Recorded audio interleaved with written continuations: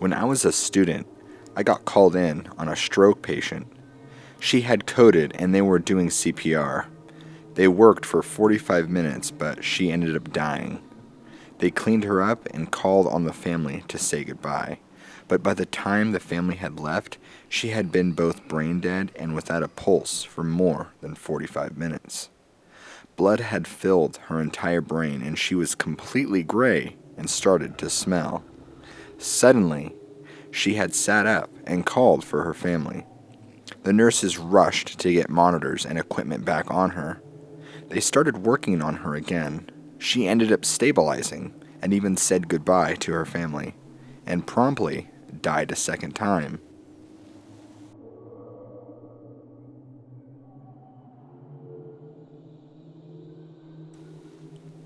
I had an old lady come in by ambulance near death. She was a DNR, which, for those who don't know, is do not resuscitate. So we weren't going to do much for her. She didn't have any family that we could find anyway, and the hospital was full that night, so we had to keep her in the ER just for the time being. Again, she was near death. When you've seen enough people die, there's really no mistaking it, and she was almost there. Barely responsive, pale, cool breaths, heart rate was really irregular as well as up and down. We just turned the lights down and kept a close eye on her monitor, basically just waiting for her to pass away. About an hour goes by and she's standing at the door of her room. She'd gotten up and put on all of her clothes. We were all like, what the hell? One of the nurses even went to check on her and she said that she was hungry. Not knowing really what to make of things, we got her a chair, a bedside table, and even went to the cafeteria and got her a tray of food. She sat there, ate all of her food, talked with the staff a little bit. She seemed fine. After about an hour, she informed the nurse that she was quite tired and wished to lay back down. Well, we helped her get back into bed, and within 30 minutes, she was dead.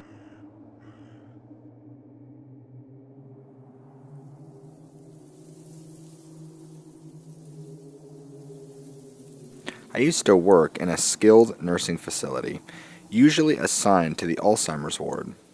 One night, I'm in the linen room stocking my cart, and I heard someone shuffle up behind me.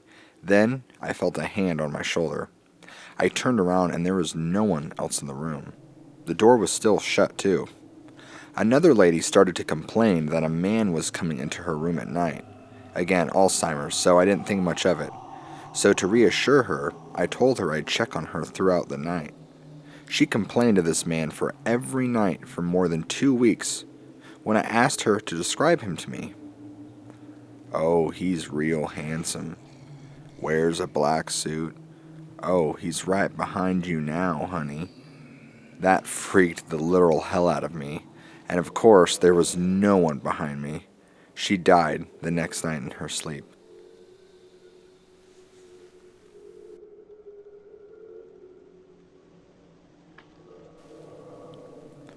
I work in long-term care, currently, where a lot of residents always claim to hallucinate either small dogs or it's either children eating ice cream before they die. It's always facility specific too. One facility I work at, I have had about 6 or 7 residents claim to see a little girl eating ice cream, and then they die later on that night. I'm going to find that little shit because she's causing me so much paperwork.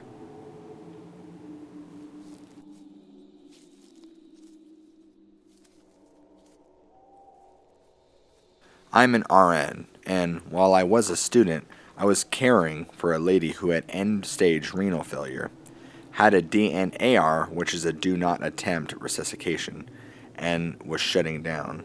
We were having a little chat when she stopped, looked over my shoulder, and said, "Bill's here, love, I've got to go," and swiftly stopped breathing.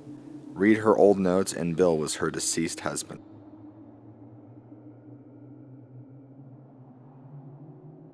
About 2 years ago, we treated patients during a fungal meningitis outbreak. Our acute care floor has a census of 20.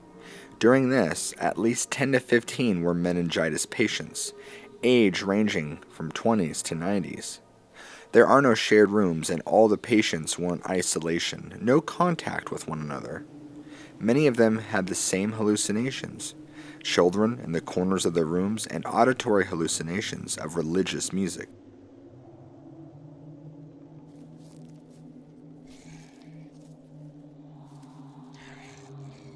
I did my clinical as a CNA in a memory care unit. I helped feed this woman who never really moved, never talked. It was like she was in a coma or something, and I could hardly get any real food in her, though I was able to slide in some special ice cream. For days, she wouldn't move or have any response. I'm feeding her and talking to myself pretty much. After about 10 minutes, she slowly turns her head and says, "Oh, hello." Then she rotates her head back to a blank staring position and remains that way. Super creepy.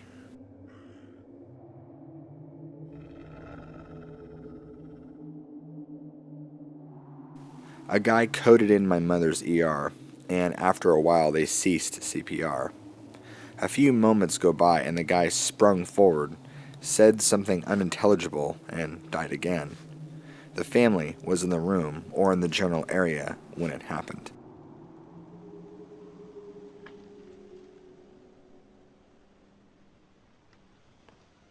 When I took my EMT class, the teacher had told me that they had a guy that worked after he had drowned and said they were in the process of zipping up his body bag as he had been dead for roughly 15 minutes, and he sat up and asked what they were doing to him. My teacher said that was the closest he has ever gotten to shooting himself. He was a paramedic for 25 years.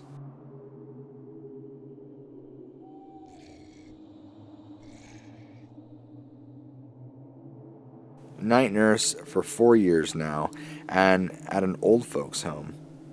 I had a older person who couldn't sleep because of incredibly vivid hallucinations. She would describe voodoo people around her room that would just stare at her waiting for her to die. I didn't take it seriously until the lady across the hall, who rarely ever spoke, started seeing them in her room too. Legitimate shivers.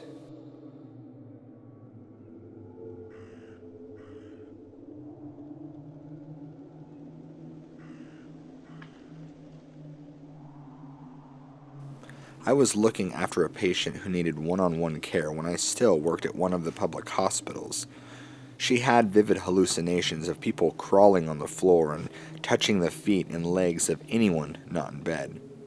She went on to describe in great horror story type detail the person she saw touching my feet while I sat in a chair next to her for part of my shift.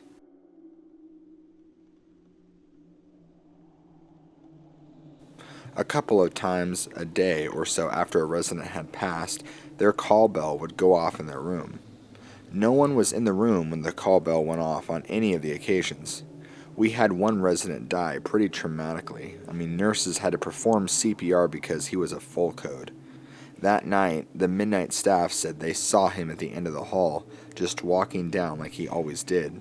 And then, the alarm on the door to the outside, it was a secured unit for Alzheimer's and dementia, had went off. It was the door he always tried when he was looking to get out.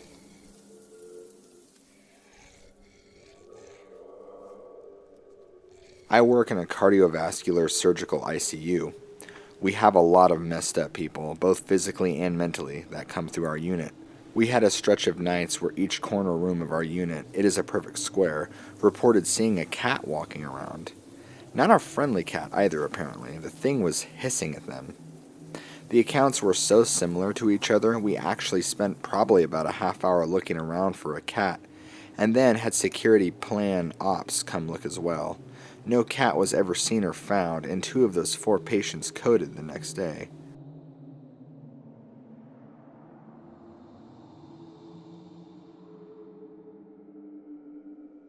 I am a therapist in an acute long-term care facility. We have 4 main hallways. A lot of the action is on 302B. Residents will hear this little boy laugh. Some see him, some just hear him. They play with him and let him sit on their laps. It's very strange to see how comfortable a 98-year-old woman feels when talking to a little boy ghost.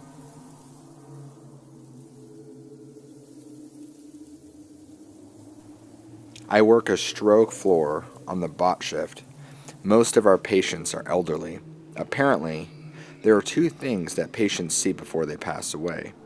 Some will say that two men are walking in their rooms and telling them to get ready to leave. The patient will call and tell us that these men are big and abrasive in their demeanor. They are either terrified or annoyed when they see the two men.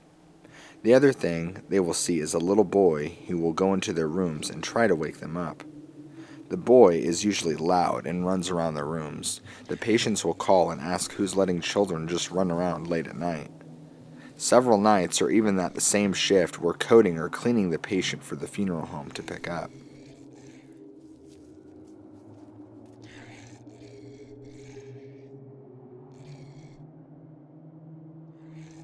I work nights in a long-term care facility as a nurse's assistant. I have two men under my care, and both of them are unable to use their call lights. They have severe dementia and debilitating Parkinson's disease, but still their lights are looped around their bed rail. One night, their light came on and I went to answer it, already confused and creeped out. I turned it off and left the room. Before I could get two doors up, the light came back on. I went in there, and both lights were unplugged from the wall and thrown under their beds. I fished them out, plugged them back in, and left. I've seen shadows standing over the dying, and felt a tap on my shoulder while doing chest compressions, so I knew that lady had passed.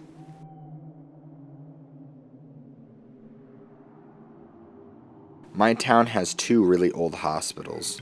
One no longer functions overnight, and the stories are quite unsettling. No one cleans the old ER alone, because all of the lights and call bells go off. On other floors, there's a kid with his ball, a lady in a white dress, etc. A coworker was cleaning an entire floor utterly solo, which is quite the norm, and bounced between rooms because the cleaning solution stays wet for a few minutes. Upon returning to a freshly wiped bed, handprints were clearly visible.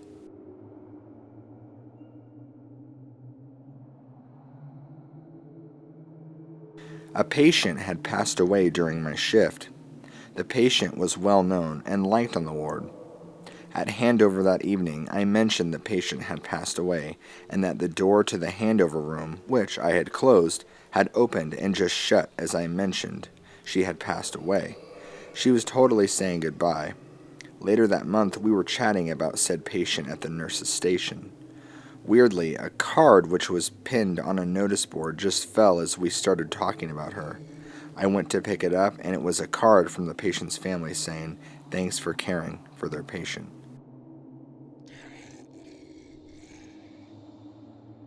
When my mother worked as an ER nurse, a guy had came in from a car accident and was losing blood. In the midst of resuscitation, the man jolts awake and screams, "Don't let me go back there, please don't let me go back," and a few seconds later they lost him. I work in the memory care unit. I'm a CNA. We have a room that's a solo bed at the end of the hall with a woman who cannot move her body. She's pretty far gone memory-wise. So, when her call light goes off, it's terrifying to go reset it. She can't push it. We blame the cat a lot, but several times it was locked in another room.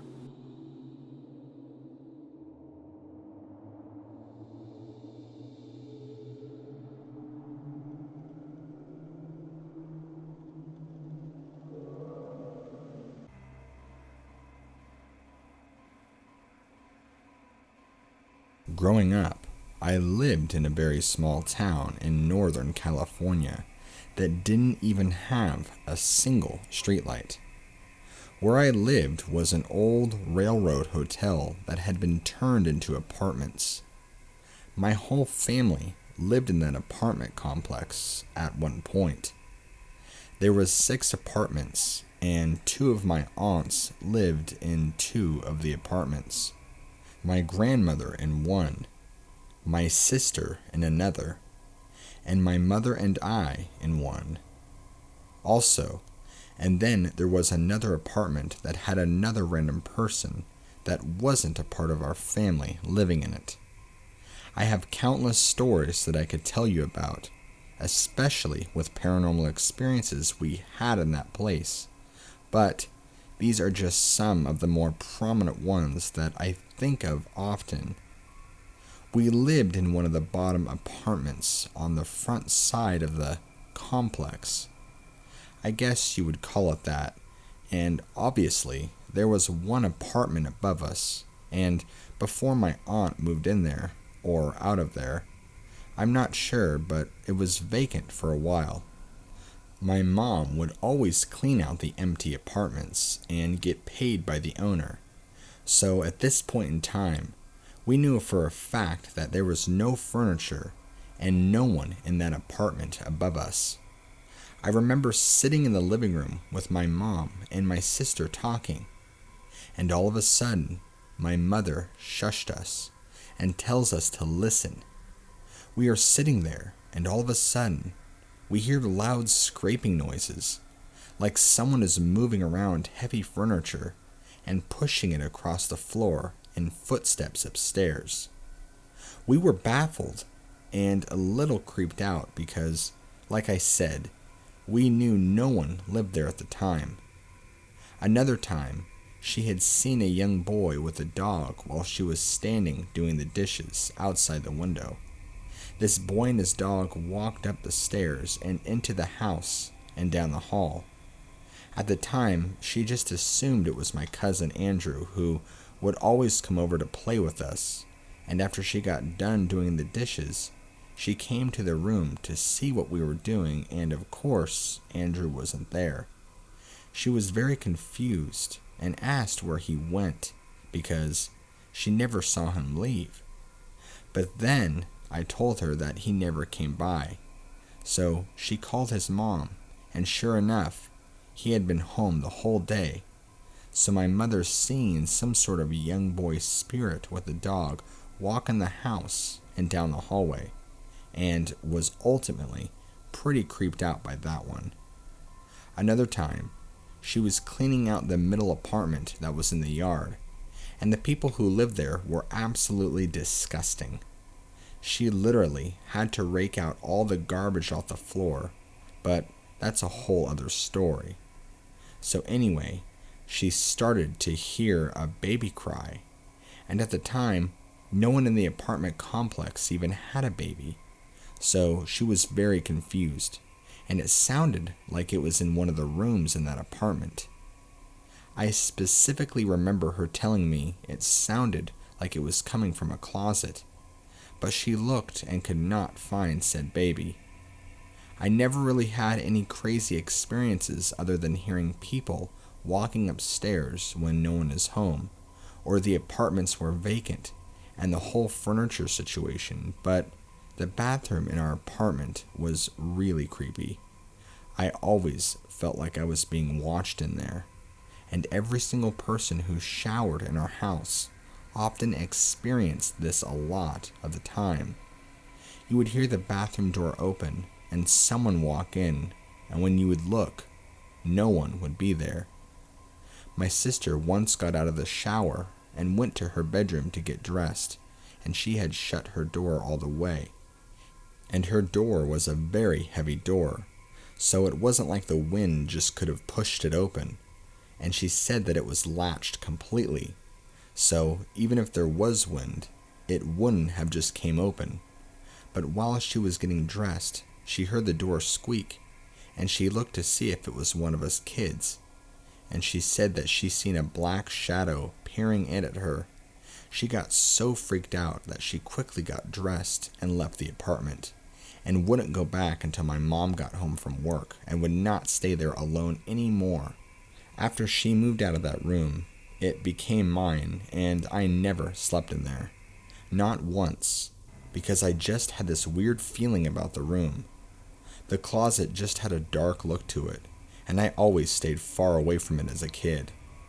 Another experience that my aunt had was she woke up in the middle of the night to see a white mist standing in the hallway, and when it noticed she was looking at it, it turned around and walked into her bedroom, She believed that one of them was an angel. I know a lot more happened, but I just can't remember it all at the moment. Maybe I'll talk to my family, and if I can't get any more experiences, I'll write it again. I've always been drawn to the paranormal since living in that place has wanted me to contact the owner somehow and do an investigation. Maybe one day I'll get the chance.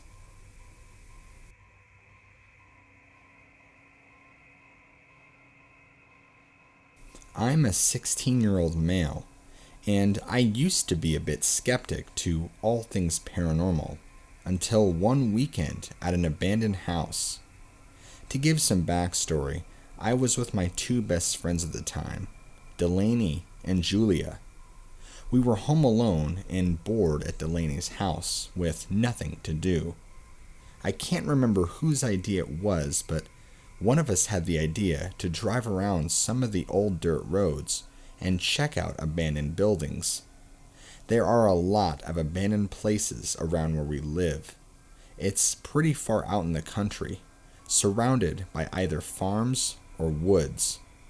So, we went to the first two old tobacco houses, took a few pictures, and just sort of goofed off.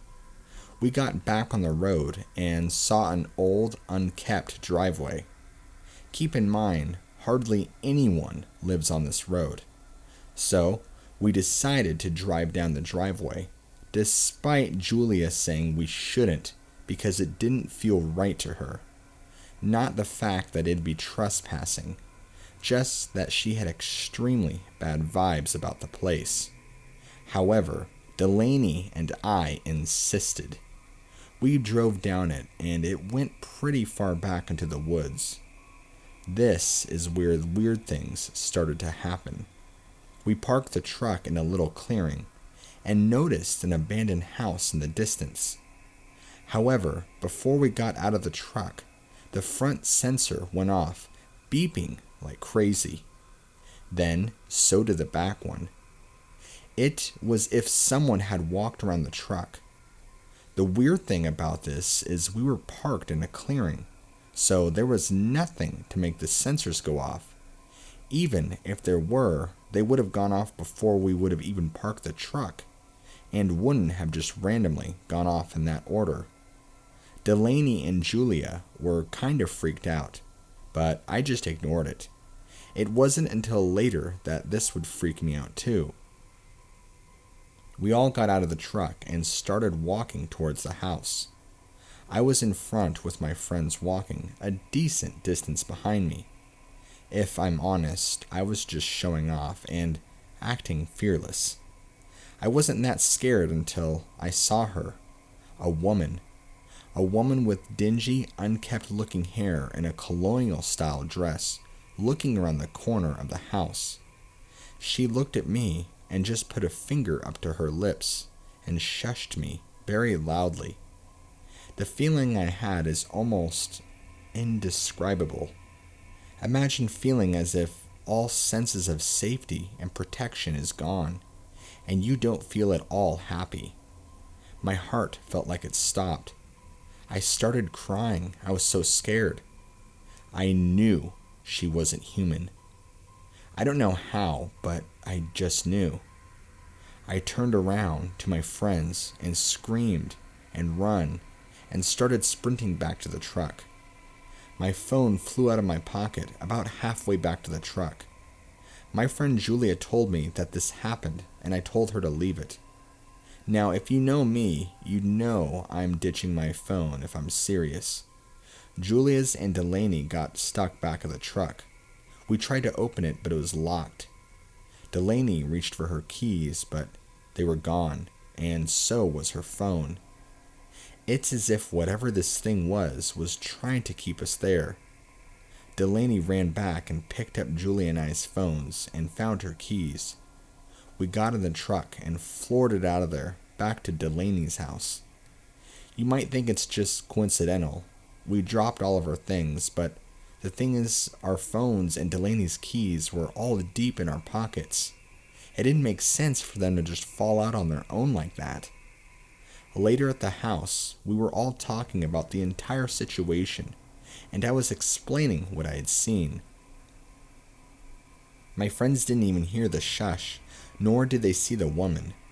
I was afraid they didn't believe me, but Julia reassured me the look on my face, and tears were proof enough for her to run as well. We later found that there have been few sightings of ghosts on that road by workers at Fort Pickett, which is a military facility nearby.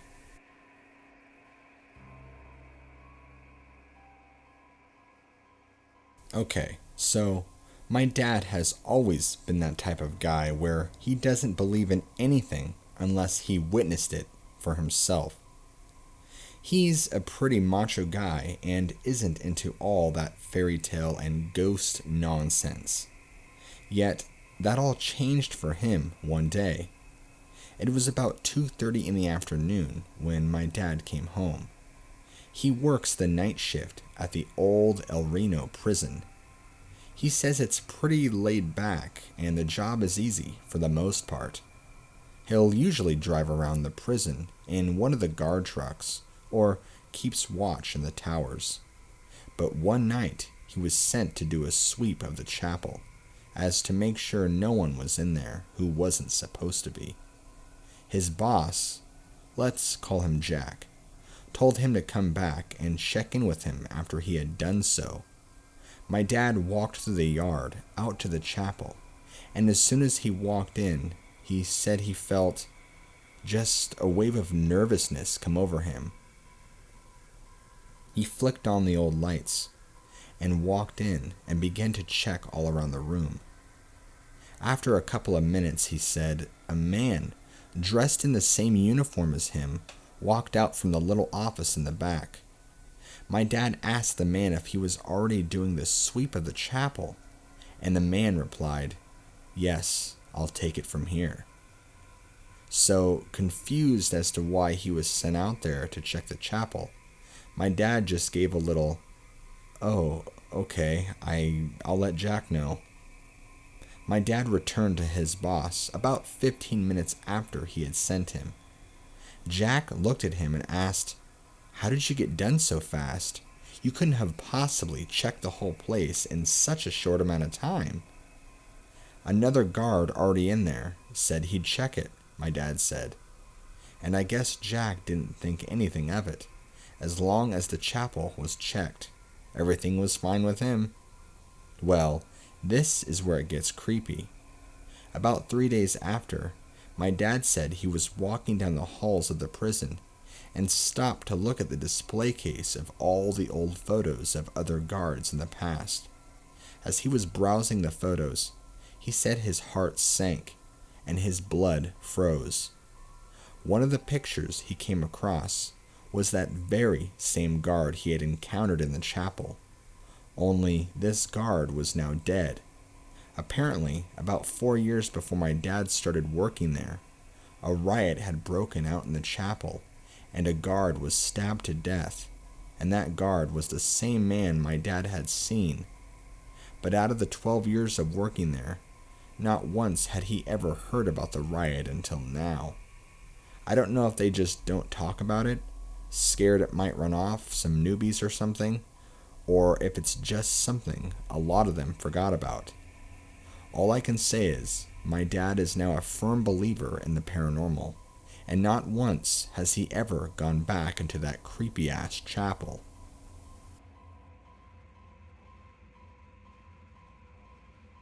I'm 27 years old, male, live in the UK with my fiancé, and currently work as a teaching assistant for teenagers with special educational needs in a school not far from the Bradgate Park.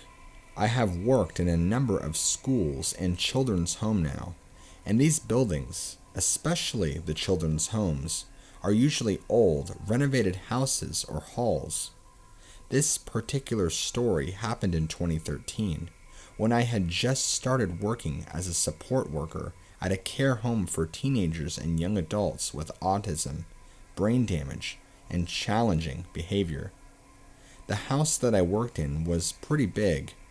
There were 2 living rooms, a large kitchen, a game room, a study, and 5 bedrooms.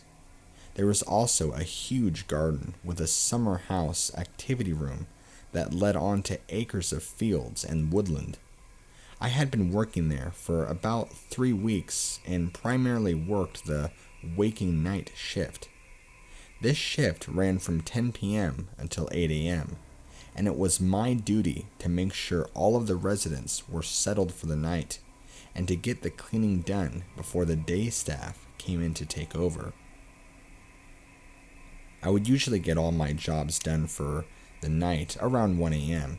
and spend the rest of the night listening out for anyone that woke up. I would watch TV, read my university course books, or sometimes just play games on my phone once I finished. The residents usually slept all night. On one particular night, though, a young man named James was particularly restless. He was not very big, but he had a lot of strength behind him when he got into one of his bad moods, and the slightest thing could set him off. He once threw a member of the staff through a patio door because she had forgotten to put cold water in his tea before he drank it. He could not form full sentences and would communicate with fairly simple words, put together in a way that he understood.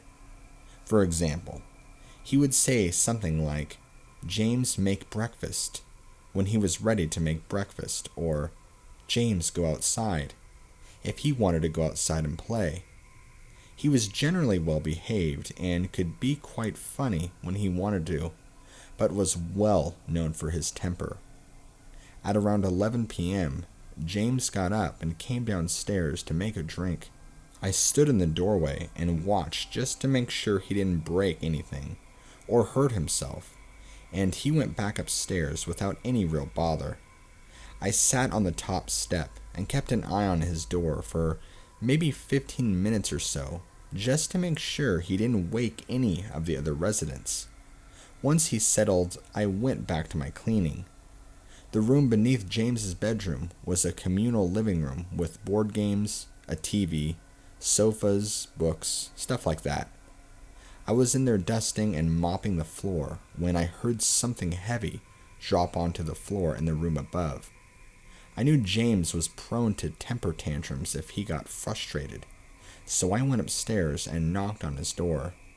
As I reached for the key to open it myself, he opened the door and looked at me. He seemed perfectly calm, and his eyes looked almost half shut, like he had been asleep. I asked if he was okay, and he said yes, and put his thumb up. This was something he did when he was in a good mood and not stressed out, so I left him to it and told him to be careful, thinking that he had knocked something over. An hour or so passed, and by now I was in the kitchen cleaning the sink. I heard another bang above me. Again, like something had been dropped. This time, I realized that the room above the kitchen was currently empty. The house was set up to house 5 residents, but there were only currently 4, and the room above me was the spare empty room. I immediately went to check it out, but the room was empty. I stood there for a while, and as far as I could tell, everybody was asleep. Due to the nature of their conditions and behaviors, each resident has an alarm fitted to their door that is activated at night, so if anybody leaves their room, a small receiver box that the night staff carry around makes a noise and a light blinks for a few seconds to indicate which door had been opened, which is numbered 1 through 5. The alarm had not gone off, so I knew that the noise was not from any of the residents. I got back to my cleaning and didn't hear anything else for the rest of the night. The following night, I got to work just before 10, and as I entered the hallway, I could tell that something was wrong. James was at the bottom of the stairs, covering his ears and humming loudly, and 3 members of staff were with him. After a few moments, he was escorted to the sitting room, and the house manager gave me a rundown of what had been going on. For the last 4 hours, James had been quite agitated and kept repeating the phrase, "Sarah, little girl," when asked what was wrong. This was something we had never experienced with him before, and the general conclusion was that he had seen something on TV or in a movie that stuck in his head and made him repeat the phrase. Once James had settled into bed, the night staff left the other member of staff that was sleeping in went up to the staff bedroom. I got on with my tasks and, as usual, finished around 1 a.m. Soon after this, I went upstairs to do a quick check on all the residents, but as I got on the first floor landing, I noticed the light had been turned off. There were 2 small corridors leading to the bedrooms on the left and right-hand sides of the staircase. James's room was on the left, and the light switch was just outside his room. I turned the corner to flick the switch, and there, in the darkness, in complete silence, was James. He was standing in the corner, completely naked, with his eyes as wide as he could possibly hold them. I'm a big guy, 6'3" and weigh about 220 pounds, but at that moment, I was really creeped out. I spoke calmly to James and asked what was going on, and for a while, he said nothing at all. Then, as I turned the light back on, he let out an ear-piercing scream and started slapping himself around the face. The sleep-in staff woke up at this point and helped me calm the situation and get James back into bed before reassuring the other residents that everything was fine. After that night, I had 4 days off. My shift pattern was 7 days on, 2 days off, followed by 8 days on and 4 days off, and I was relieved that this incident happened just as my time off began. I got back to work the following week and was told that the situation with James talking about that little girl had got a lot worse. He would spend hours staring out of the window that overlooked the garden, saying, "Little girl, where are you, little girl?" And no one knew where he had heard the phrase. That night, around 3 a.m., the alarm went off to say that the door to room 5, the spare room, had been opened. Now, this instantly seemed a bit weird as the door to the spare room is always kept locked because it was being used for storage at the time. I went up to investigate and found James standing in the room in the dark. He didn't seem to notice me entering and was just standing there whispering, "Where are you?" over and over again. I gently touched his shoulder and said something like, "Come on, mate, let's get you back to bed, it's late." James turned around and started heading back to his room, and for a second I was relieved. But then, as I locked the door to the spare room, he screamed out, "Oh no!" and started pummeling the door with both fists. As he did this, the alarm went off to indicate that the front door had been opened. The only people with the key to the front door were myself, as the night wake staff, and the house manager. The door has 4 locks on it, 2 that require a key, and 2 that require electronic ID cards. It was now 3:25 a.m., and the manager never came in before 8, so I presumed that he must have had some kind of mistake and continued to defuse the situation with James. He finally calmed down and went back into his room, so I went downstairs to check the front door. To my surprise, it was wide open. I shut it immediately and started checking every room in the house in case someone had got in. I then checked on each of the residents just to make sure they were still in the house.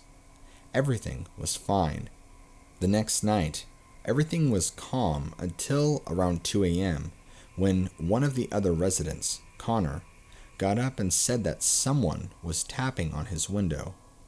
I guessed that he must have just been dreaming, as his window was on the 3rd floor of the house and was at least 25 feet from the ground. I went back up to his room with him to reassure him and checked his window. Sure enough, it was shut, and the security lock that prevents it from opening wide enough for someone to fit through it was still sealed. As he got back in bed, I heard footsteps on the stairs outside of his room. He froze for a second and looked at me with an expression of pure panic on his face. I opened the door to see who it was, but no one was there. He was clearly scared by this and said, "Is he back?" My blood ran cold. I asked, "Is who back? What do you mean?" Connor looked over my shoulder and then sank down into his bed, pulling the covers up to his mouth. I turned around to see what he was looking at, but there was still no one there. "Tell him to go away," Connor said in a hushed, scared voice. I tried to reassure him that there was no one there and left his bedside lamp on before leaving the room. I went downstairs and sat outside on the patio with a cup of coffee. It was in the middle of January and around -2 outside, but I felt like I had to get out of the house for a while. After about 40 minutes, I went back inside and washed my cup in the sink, dried it, and put it on the back cupboard. Beneath the cupboard was a locked, secure drawer where all of the sharp knives are kept until needed. The drawer was open slightly. This was obviously a major issue as none of the residents were allowed access to the knife drawer without supervision. I counted the knives and realized that there was one missing, so I woke the sleep-in staff, told her the situation, and we began a search. Nearly 2 hours later, we still hadn't found this missing knife, so decided to just keep our guard up and make sure none of the residents were hiding it. 2 hours later, at 5:30 a.m., the alarm sounded. It was the door to the spare room again. I went up to check it out and found that the door was locked. How could the alarm have been activated by the door opening if the door was still locked? I went inside and turned the light on. To this day, I still have no explanation for what I found, and I often think about this incident. The bed had been pushed from its usual place and was against the wall, and the wardrobe doors were open.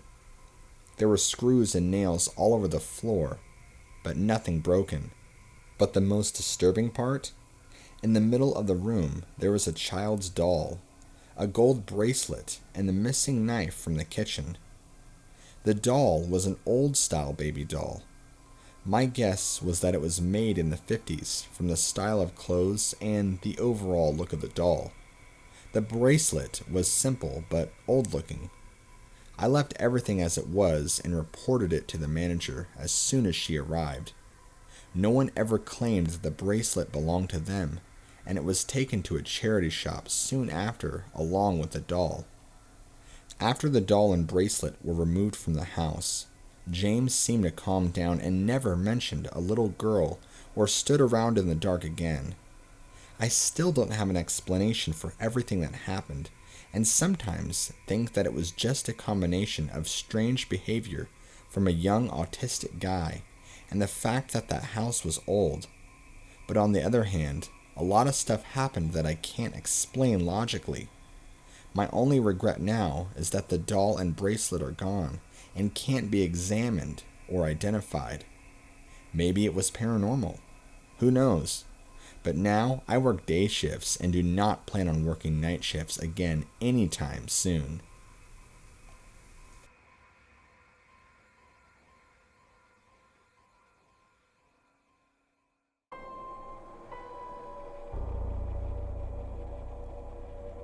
This happened about 2 years ago, nearing the end of September.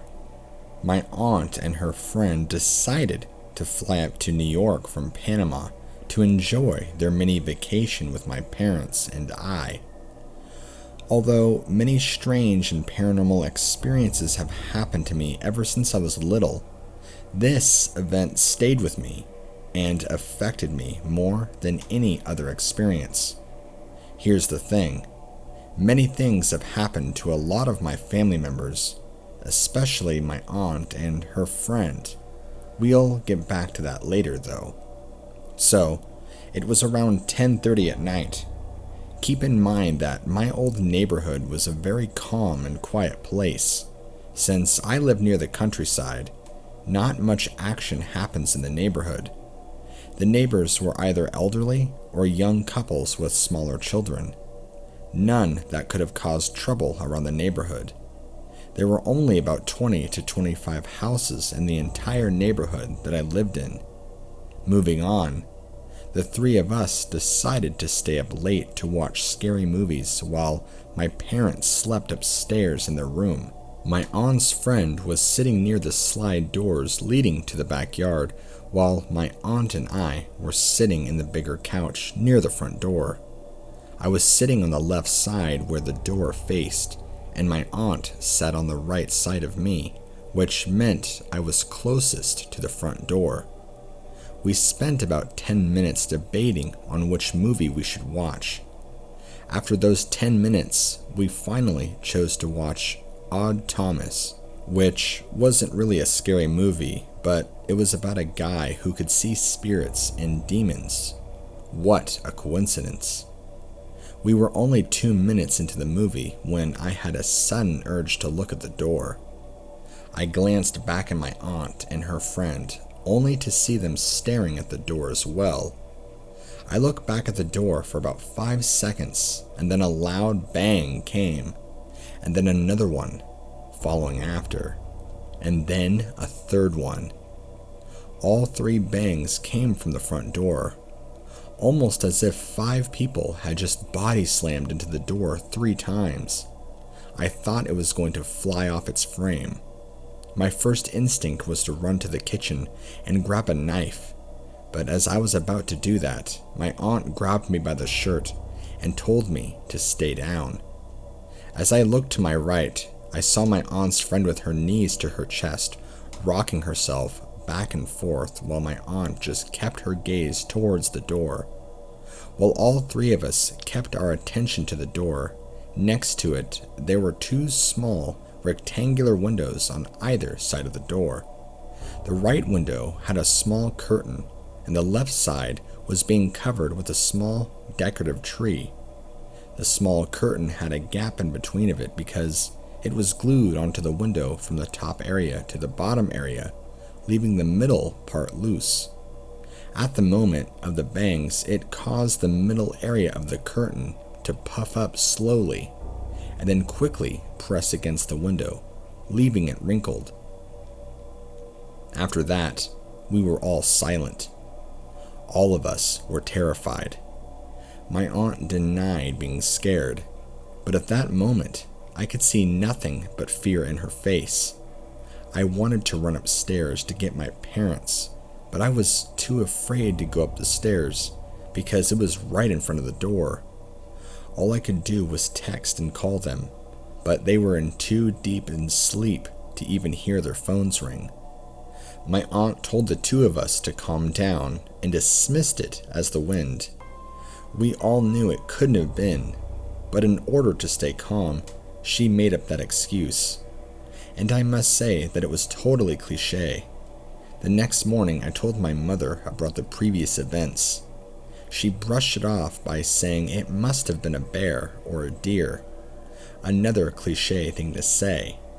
We both went outside to inspect and found my mom's decorations near the front of the door thrown off to the side. There were no scratch marks or bumps on the door. Everything seemed normal except for her decorations laying on the side. When the 3 of us looked at the door of the night of the event, there wasn't anything that could have caught our attention. Since the woods were 40 meters away from my house, we would have heard the trees moving with the wind, but we heard nothing. The movie was playing at the time, but it was strange how we all felt a sudden urge to look at the door, almost as if we knew that something was about to happen. The bangs were extremely loud and caused me to jump up from the couch. It couldn't have been kids playing a prank on us, because I'd been living there for about 3 years, and nothing like that had ever happened. Plus, I knew the neighbors well enough to know that they'd never do such a thing like that. There were exactly 3 bangs, one after the other.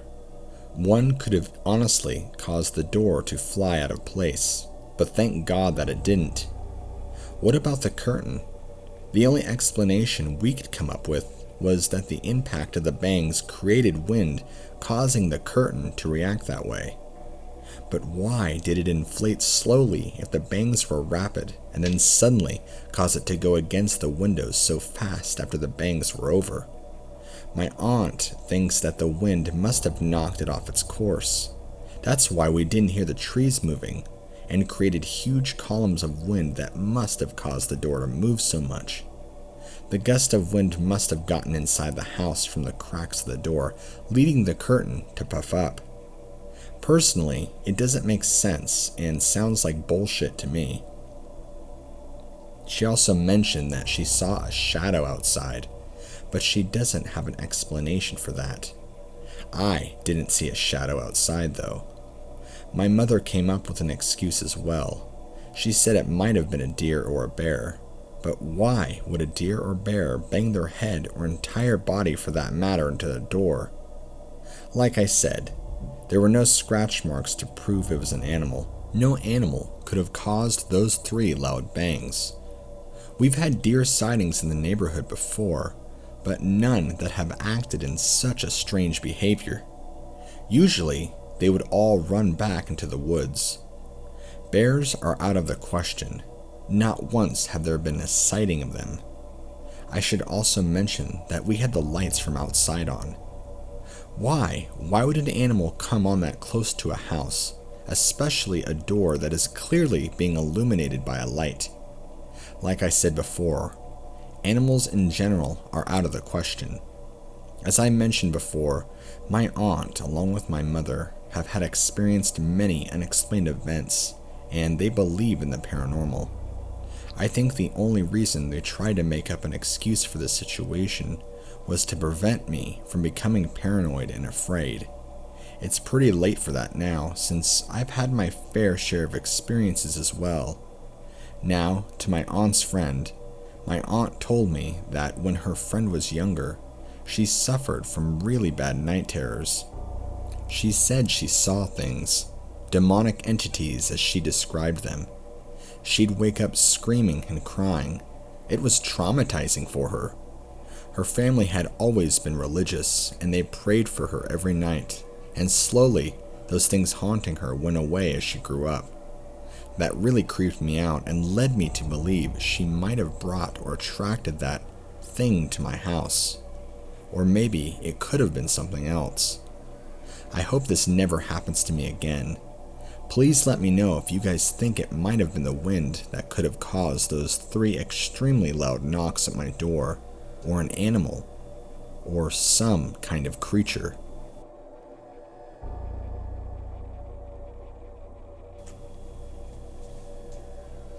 I know they watch me. They watch me when I'm awake. They watch me when I'm asleep. I only see them during the day out of the corner of my eyes around the house. But at nighttime, they become so much more active. Sometimes they sit in the corner of my room and watch me as I lie there in bed. Other times, they walk around my bed, looking down at me. Other times, I hear them outside of my room, making groaning and growling noises, and other sorts of frightening sounds. I've been subjected to these beings as far as I can remember. It's why I feel like I've developed sleep problems. I've never felt safe in my own bed, knowing these things are around and can get me anytime. My parents are aware of them too, and know that they lurk inside the house. We call these beings shadow people. They look just like people, except they're dark shadows and silhouettes of human shapes with red, glowing eyes. I know they're around. I always feel a heavy sense of dread, especially when they're in my room at night. Other times, I can sense them in my closet. From an early age, I've tried to sleep with the lights on. Every time it's dark, I can feel the feeling of evil and dread grow and grow, and I can begin to feel their presence in my room. I know they thrive in the darkness.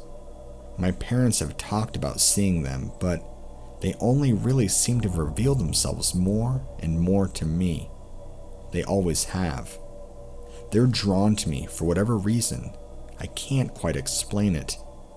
I'm even afraid to leave my bedroom at night and even use the restroom, because I know they lurk in the hallways and other areas of the house. There's also times where I wake up in the middle of the night and I could feel them standing right beside me, watching me sleep. I refuse to open my eyes and look at them. They terrify me so much.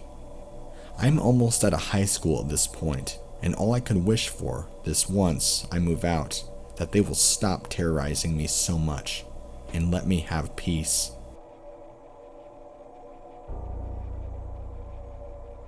I live in Canada, and I live in Alberta, and I have had some freaky-ass experiences in my home. Well, my whole family has.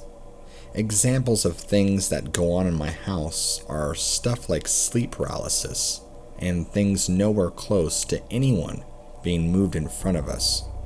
Also, a whole bunch of creepy noises and things going bump in the night.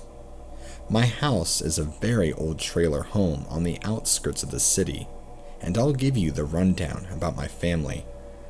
My mom is a very religious woman, and is a believer in the supernatural, and a horror movie fanatic, I guess. My younger brother, who is 16 years old, is a very avid soccer player, and plays on Victoria, both the men's team and the U.18 team. This will tie into the story, so don't worry. About 2 months ago, in April, I was home alone gaming in my room, playing some Counter-Strike Go with a mate. Well, I had played for about 2 hours, and I was kind of sick of playing Counter-Strike Go, and I decided to turn my PC off and watch Netflix on my phone. Just as I started watching a new show, I found on Netflix I had heard some noises from the kitchen, for example, such as the cabinets were opening and closing, plus the dishes in the sink were being moved.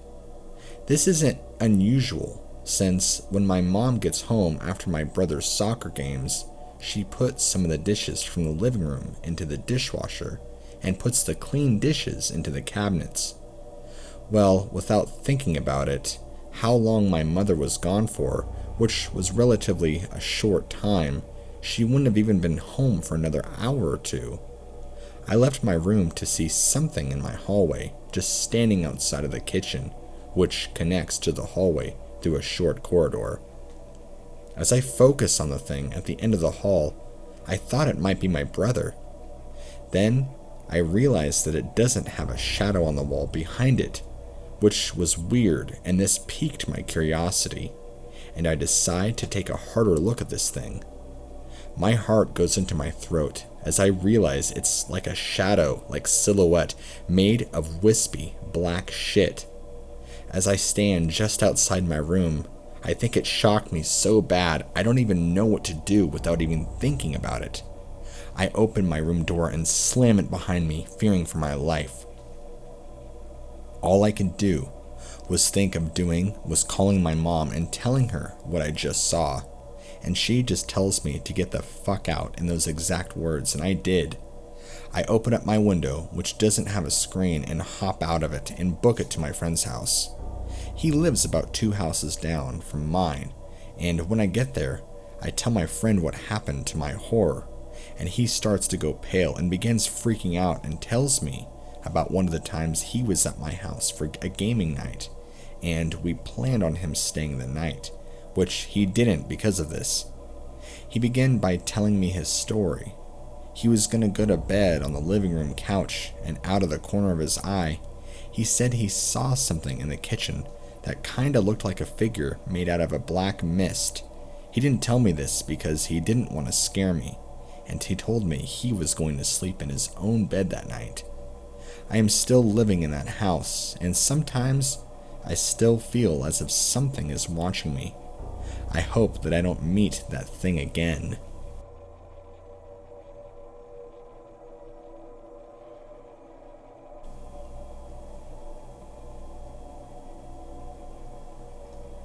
My grandparents used to own a farm.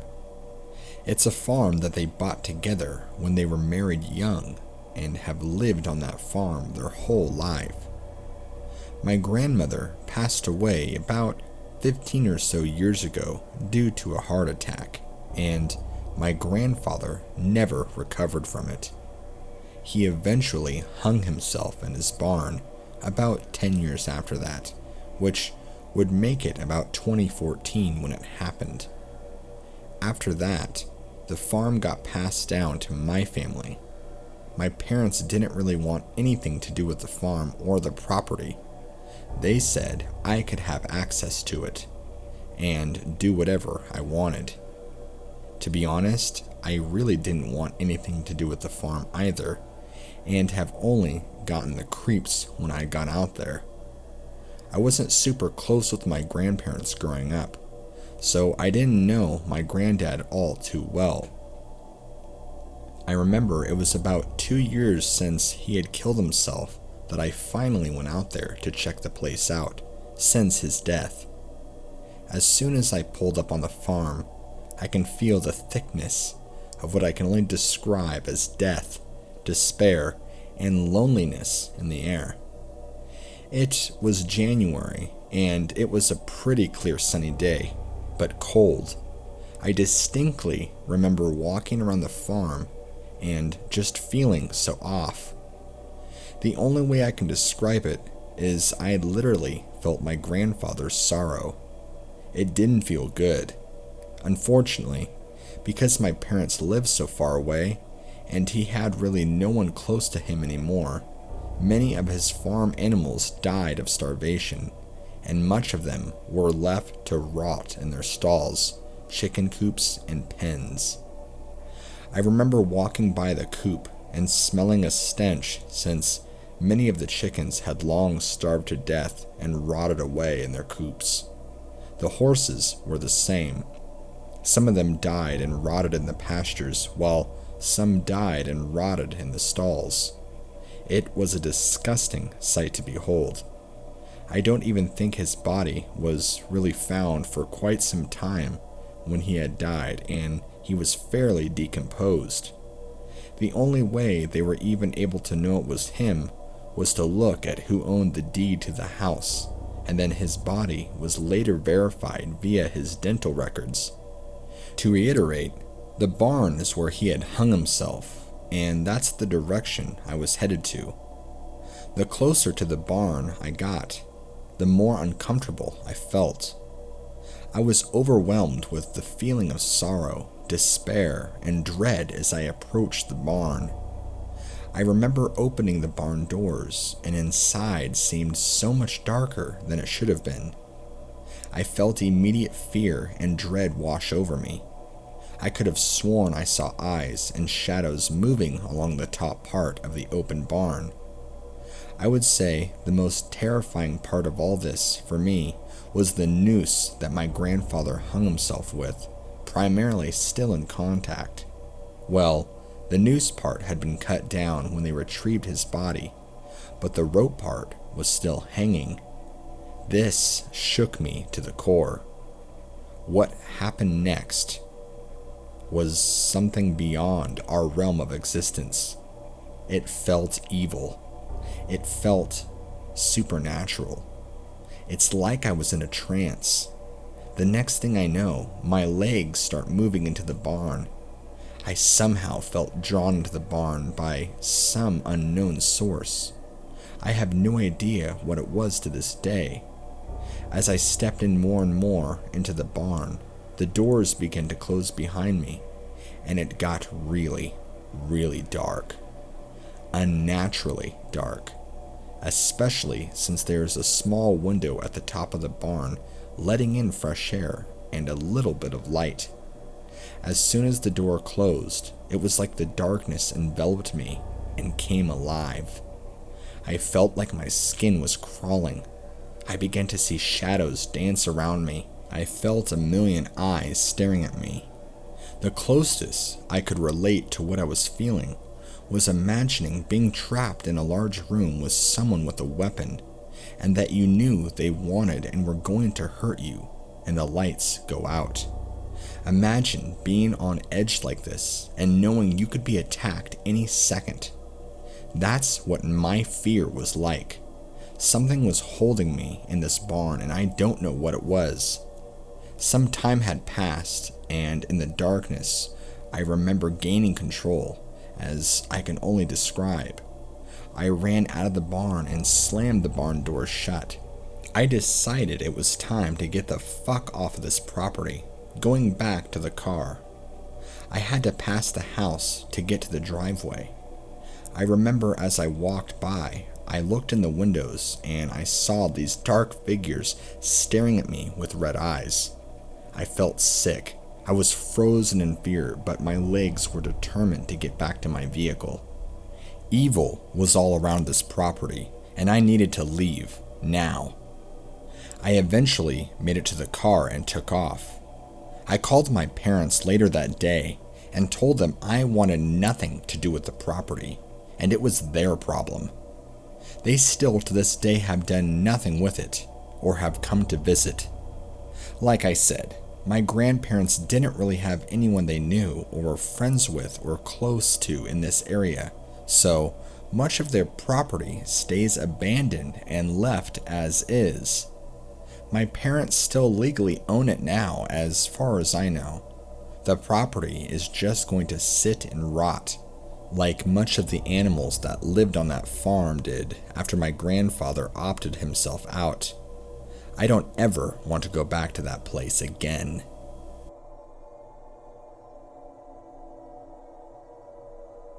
I used to roommate with my brother when we were in our earlier 20s. My brother was only 2 years younger than I, so after we moved out from mom and dad's, we thought it would be a great idea to get a shoddy little shack of an apartment together. Actually, we ended up scoring a duplex together, with the other duplex being vacant for quite some time. We got a pretty good deal on it, and it was a 2-bedroom, 1-bathroom with a decent-sized living room and bathroom. When we first moved in the fall, things seemed to go pretty good.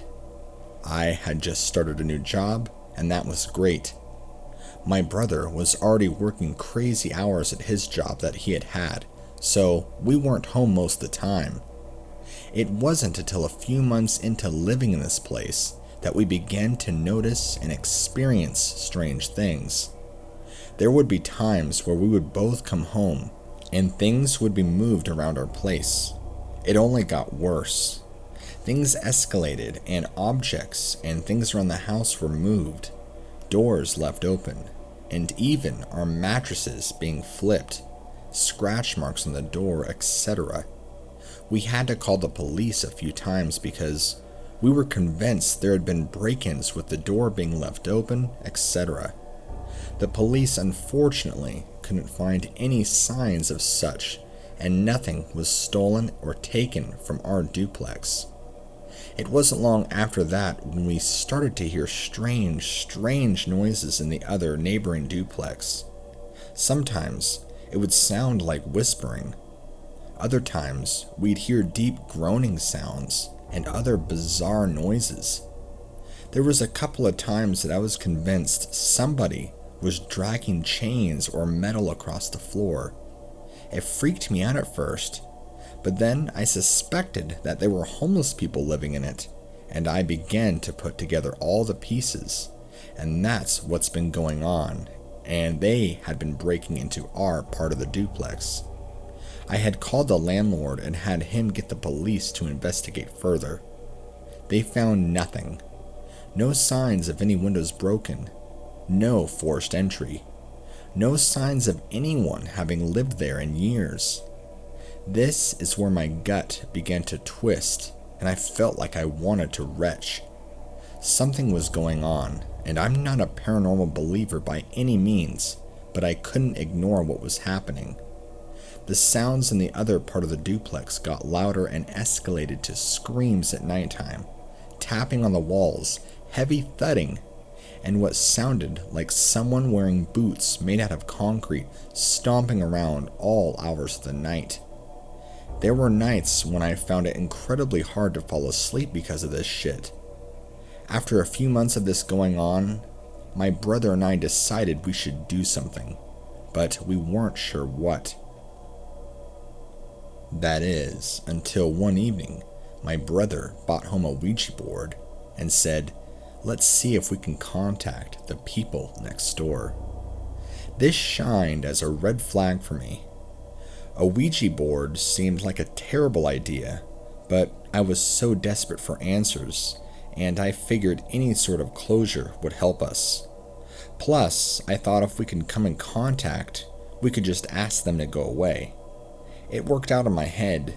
Surely it could work in real life, right? Wrong. My brother had always been into this super paranormal stuff. He was a geek and had grown up that way, and was always into Bigfoots and paranormal and all that junk. I'm not surprised he picked up a Ouija board at all. We waited until a night him and I were both off at the same time so we could make this happen and find out once and for all what was going on. Friday night came. He had taken the day off work, and I was home after work.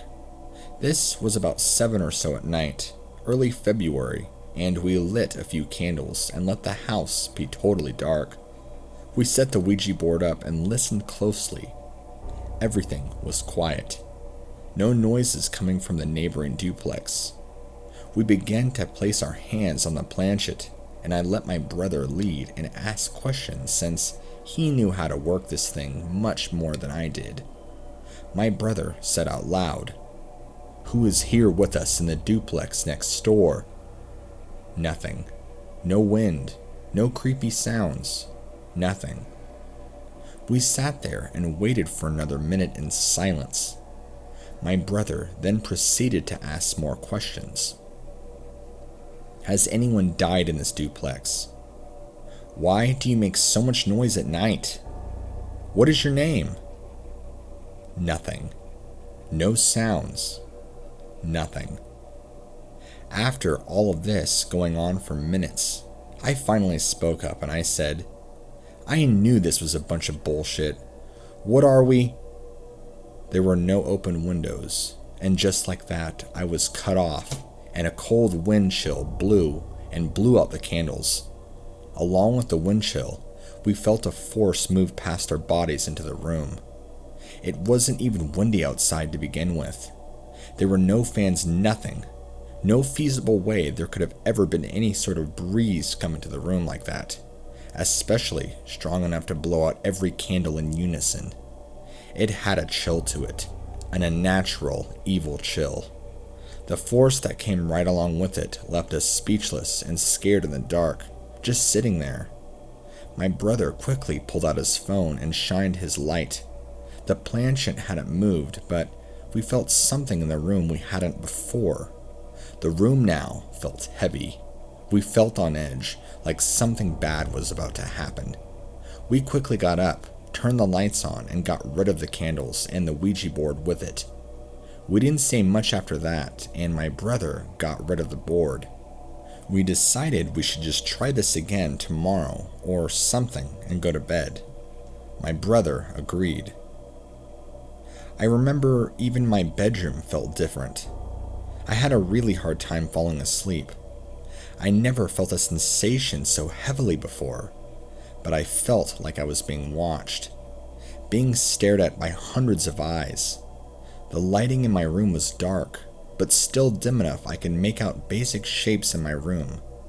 I eventually fell asleep, but remember waking up after having horrible nightmares. My eyes were adjusting, and that's when I turned white with fear. I saw several shadows standing in my small bedroom, by my bed, just standing there.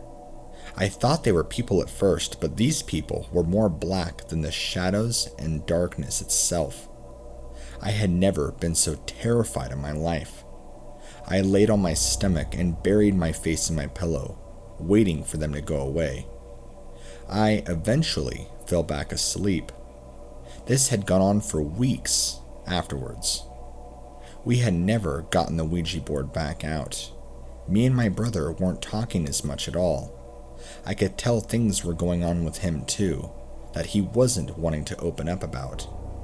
Turns out, not even a week later from the initial Ouija board experience, his boss passed away suddenly. He was then laid off from his job shortly after. Our mother was also diagnosed with stage 4 breast cancer and had totaled her car in that week and a half since. Things only got worse at our home. I would wake up suddenly in a cold sweat to the feeling of being grabbed and trying to be pulled out of my bed at night.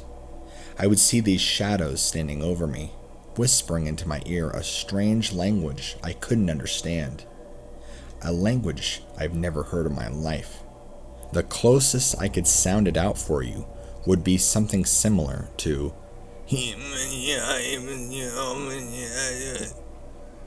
whatever these shadows were that were infesting my room began to become more and more violent as time went on. I also want to note that during this time, and since the Ouija board thing, that I hadn't heard any sounds come from the other duplex since. It's almost like using that board somehow sucked whatever was in that duplex into ours. I had tried to talk to my brother and ask if he was experiencing any of these same things I was going through. He wouldn't talk about it though. My brother is normally a pretty chatty Cathy, and I've never been around him so mute before in my life. It's like his personality had changed and he wasn't himself at all. He almost looked ill. I can only imagine what he was going through at night. If I would have only known. Not too long after, I remember getting home at night and he was in a dark place. He had taken a knife and was threatening to cut himself and was hysterically crying, telling him the beings in his room were driving him mad and they were trying to get him. They were trying to drag him to hell and he wanted nothing to do with it. This was a total and complete emotional and mental breakdown. I tried to calmly talk to him and tell him to put the knife down. 3 hours into this, and he finally let go of the knife and kept telling me he needed to move out and get away. That with our mom virtually dying miles and miles away, since we lived in a different state due to our work at the time, so we weren't able to visit our mom. I told him we would look and see what we could do to break our lease early and get out. The next day is when it happened. You'll have to excuse me because this is tough to write. I came home from work and the house was quiet. My brother should have been home. I knocked on his door but didn't hear anything even though I called his name. I still didn't hear any sounds. Something in my gut told me to open his door and I did. I dropped to my knees and began sobbing uncontrollably. So much so, I felt like a part of me had died right there in that very moment. My brother had hung himself on his ceiling fan with a blanket. He was naked and had what I can only remember as deep claw marks all over his body. The police came and a note was apparently found that he had left before he died. They asked me if he had dealt with any mental illness or potentially schizophrenia. I told them never, and he'd always been normal up until recently when we had some things go on in that house. They didn't inquire more about that since they would have blown anything that sounded paranormal off entirely. I never actually read the note myself, and I have no desire to. But apparently I was told that he talked about being driven to the edge with these creatures taunting him, driving him to suicide. He said he finally succumbed and couldn't resist their allure. He was being taken to hell by these things, and that's where he was destined to be. I didn't even know how to feel about that. Days later, I couldn't cope anymore with everything going on. I broke my lease and left just about everything I owned there, and I flew back to be with my dying mother.